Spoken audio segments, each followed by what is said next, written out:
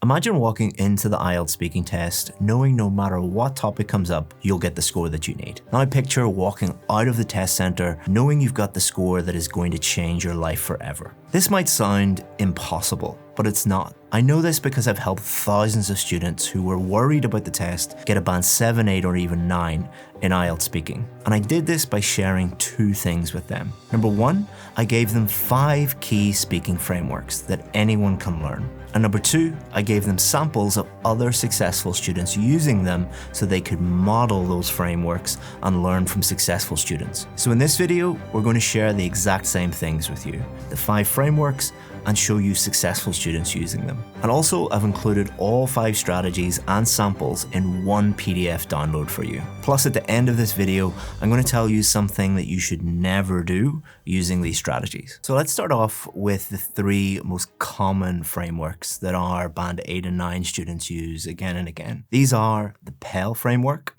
the 1, 2, 3 framework, and the AAA framework. And I'm also going to give you 2 advanced bonus frameworks too, and I'm going to put those in the PDF download for you. But let's start off with my favorite framework, the Pell framework. This is easy to remember because it's my name, Chris Pell, P-E-L-L. So if you're stuck on test day, just think of me and you'll be absolutely fine. So I asked this student this question: do you think that it's better to buy a property or rent a property?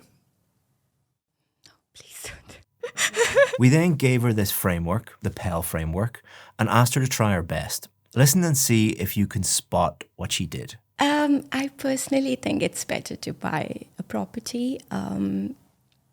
So from my personal experience, because I bought a property, I feel like if you have a property, if you buy a property, you are investing somewhere rather than just giving the money to the landlords.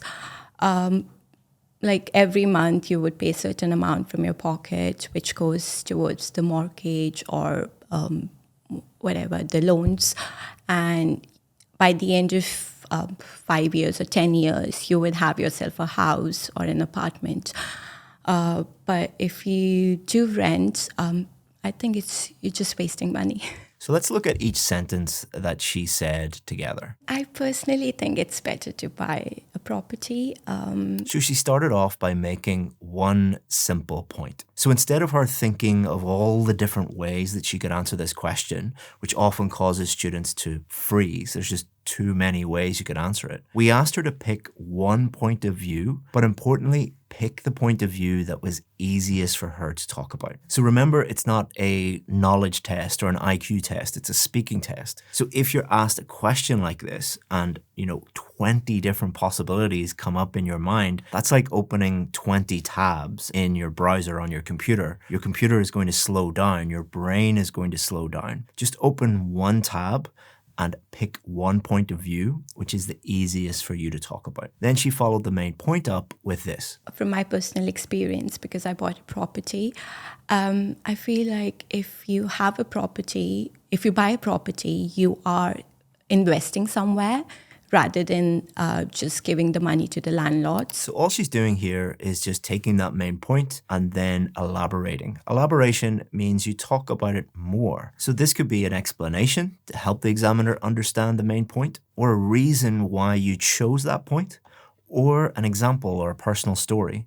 The key here is to elaborate with the purpose of helping the examiner understand, not just talking for the sake of talking. Now, many other structures and frameworks will tell you exactly what type of sentence to use, like they will force you to use an explanation or an example. We don't do that because this limits you and it can often cause more problems than it solves. So instead of thinking I need to use an explanation or an example, just think what would be the best way to help the examiner understand my point of view. And it gives you the freedom to talk more naturally. So let's move on to the next point, level up. Every month you would pay a certain amount from your pocket, which goes towards the mortgage or whatever, the loans.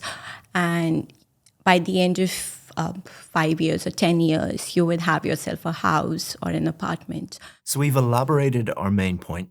Next, we need to level up our answer. We level up by again focusing on how can I help the examiner understand my main point even more. This could be a further explanation, an example, a personal story, or a new point to your main point or a contrasting point. Now that might sound a little bit confusing, I'm giving you so many options, but it is actually better in the speaking test if you have more options because you have more freedom. It's like giving you more tools in your toolkit because you're going to be asked a range of different questions on different topics, but instead of thinking I must use an example or I must use a personal anecdote or something like that, it's just like, how can I level up this answer? How can I help them understand and pick the right tool for the job? So in this answer, she decides to talk about the long-term benefit of owning a house. If you do rent, I think you're just wasting money. So what she does there is she links it back to the question by restating the question and contrasting it with renting. This means the examiner is 100% certain that you have answered the question fully. Now let's look at a different student and think about how she used the same framework, but for a very, very different question. Do you believe that all museums and art galleries should be free? So I would say my first instinct is to say that yes, I believe that art galleries and museums should be free because what's inside them, all the artifacts and historical paintings and books and whatnot, they belong to the people, they belong to the human race. However, I also understand that upkeep is expensive. Maintenance is also very costly. So I think maybe charging a small fee is very reasonable. I like what they've done in France, especially because they allow people to go to museums for free every first Sunday, I believe, of the month, something like that. That's probably the first time you've heard that framework. So what I've done is I've put it in here with examples in the PDF download so that you can review it later and fully understand it. And there's practice questions in there and lots more. So if you want that, it's in the description and in the pinned comment. So let's move on to our next framework, which is the 1, 2, 3 framework. Often you'll get a question where there's no clear answer. So there may be 2 or more valid viewpoints. There might be some people think this, some people think that. Many students struggle to answer these questions because they see multiple pathways. And similarly to when there's too many ideas, this causes confusion and it feels like you are at a crossroads and you're unsure about where to go. But with the 1, 2, 3 framework, this actually turns this problem into an opportunity. So listen how this student deals with a very difficult question and try to spot what the 1, 2, 3 framework means. Some people think that the best way to help other people is to be as empathetic as possible, while other people think that you should be brutally honest with people. Which do you think is the best approach? Oh, tough one.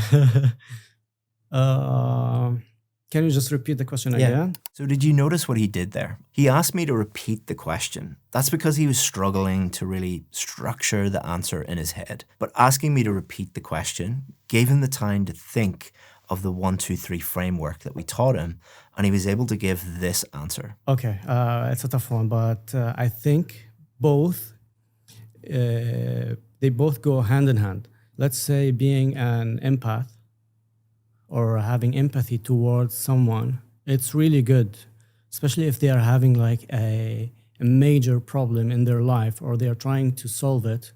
Let's say you can't be brutally honest with someone because you might end up pushing him or her to.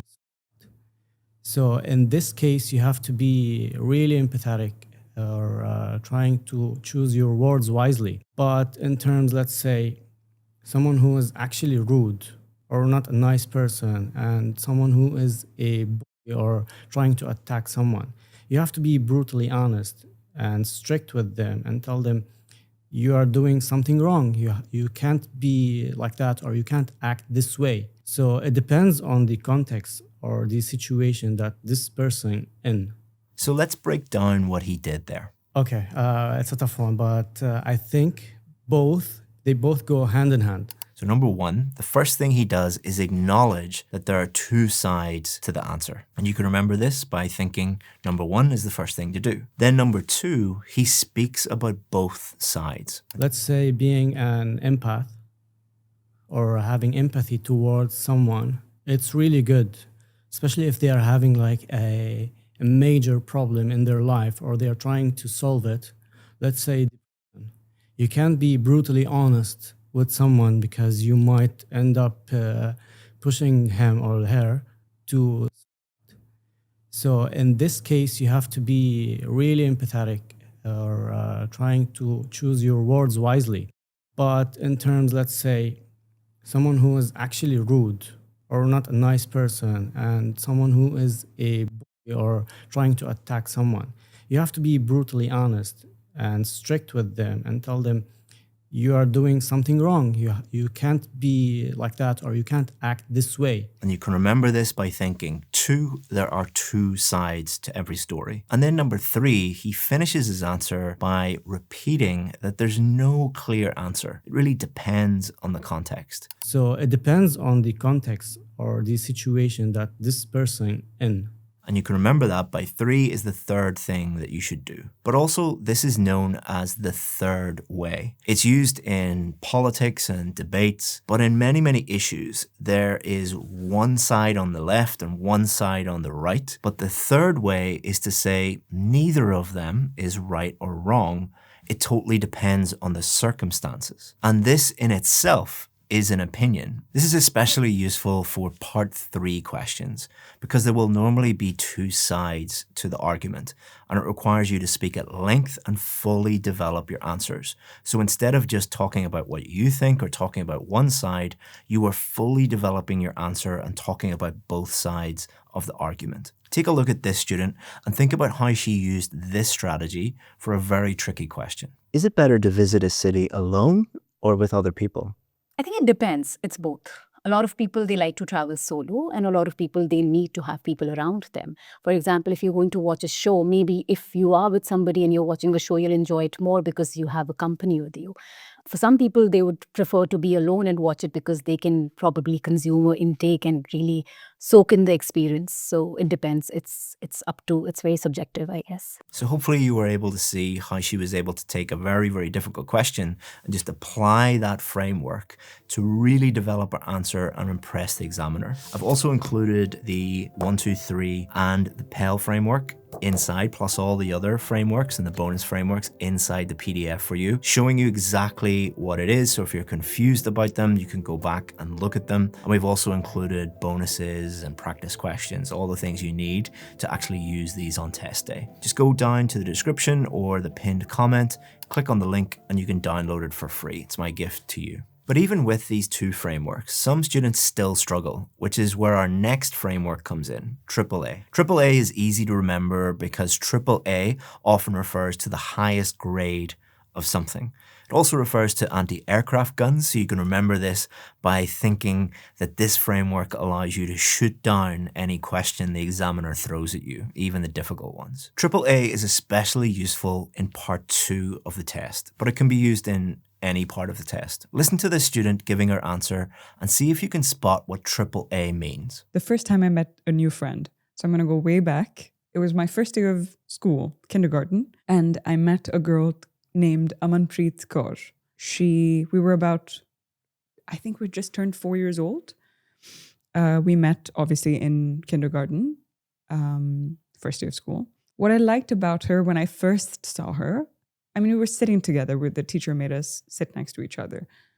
And she had this long hair and it was like sectioned into 2 parts and it was just braided all the way down. And she had the cutest face I've ever seen. She had this little fluffy marshmallow-like face. I guess that's all it takes when you're a kid to want to be friends with somebody. And then I tried to... So there's like this little thing that kids do where they put their thumb out to show other kids that I want to be your friend. And then if you don't want to be friends with them, you do this. It's like a silly little thing. So I did this to her. I put my thumb out to say, hey, do you want to be friends? And she was like, this. And I was heartbroken. I was like, how can she not want to be my friend? And then I saw her again the next day, and the next day after that, and the day after that. And then eventually we ended up becoming best friends. She did it back to me, obviously, at some point. So let's go through her answer and see what she did here. The first time I met a new friend. So A, answer the question. It can be short and simple, but it's really important to tell the examiner, I've understood the question and I've answered the question. More importantly, it helps your brain to focus on answering the question. So starting off by directly answering the question aligns your thoughts and makes sure that the rest of your answer is relevant to the question asked. It was my first day of school, kindergarten, and I met a girl named Amanpreet Kaur. We were about, I think we just turned 4 years old. We met obviously in kindergarten, first day of school. The second A is add detail. This helps you develop your answer, which is very, very important, especially in part 2 and part 3 of the test. But it also gives the examiner enough information to understand what you are talking about. Think about facts like dates, places, times, or who, what, why, where, how. It doesn't have to be those, but if you're really, really stuck, you can think of those. Again, they're tools in your toolkit. And remember, you will have 1 minute to prepare during part 2 of the speaking test. So those little things, you can add it and write it down on the cue card, and that could help you fully develop your answers on test day. What I liked about her when I first saw her, I mean, we were sitting together where the teacher made us sit next to each other. And she had this long hair, and it was like sectioned into 2 parts, and it was just braided all the way down. And she had the cutest face I've ever seen. She had this little fluffy marshmallow-like face. I guess that's all it takes when you're a kid to want to be friends with somebody. And then I tried to, so there's like this little thing that kids do where they put their thumb out to show other kids that I want to be your friend. And then if you don't want to be friends with them, you do this. It's like it's a silly little thing. So I did this to her. I put my thumb out to say, hey, do you want to be friends? And she was like this, and I was heartbroken. So after giving all of those details, the third A is anecdote. Anecdote just means to tell a story. This could be a story from your own life, or a story about someone you know, or a story that you heard. People often find it easier to speak at length using stories. They're the most natural way that people speak. But don't worry if you can't think of a story.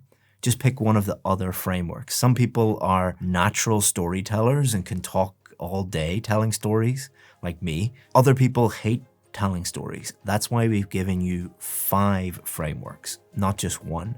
Pick the ones that are most comfortable for you to talk about. And talking about other frameworks, I've included all 5 in the PDF download for you. All you have to do is just go to the pinned comment or the description, click the button, and it will take you to a page where you can download this 100% for free. So I've given you all 3 of the frameworks we've talked about today, and I've given you 2 bonus frameworks, so you'll have all the tools you need to practice, prepare, and perform great on test day. But even if you learn these frameworks, you might not get the score that you deserve on test day.